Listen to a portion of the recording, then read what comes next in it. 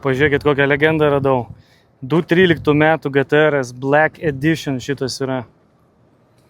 Neturi nei 16 tūkstančių mylių nuvažiavęs. Jo pardavimo data kol kas nėra dar priskirta, bet rodo, kad parduoda draudimo kompanija.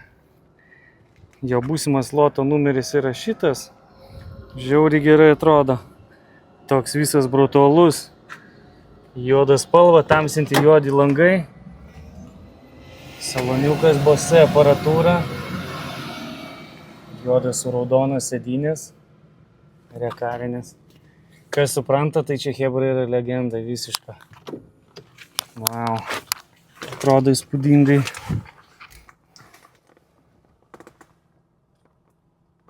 O gavęs į šoną, aš to ateisiu parodysiu. 13 metų, nei 16 tūkstančių mylių nėra nuvažiavęs chebra. O, vyručiai.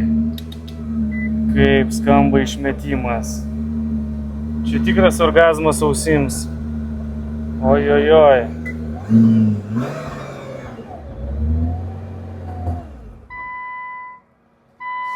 Čia aparatas chebra. Gražus juodi ratukai, tokie auksiniai stabdžių suportai,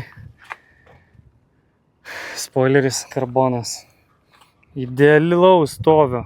Jeigu nežiūrėti tą mušimą šoninį, tai realiai mašina prižiūrėta žiauriai. Labai įdomu bus jos kaina, bet aš manau, kad jų norinčių pirkti bus tikrai labai daug ir jinai išaugs nemažai.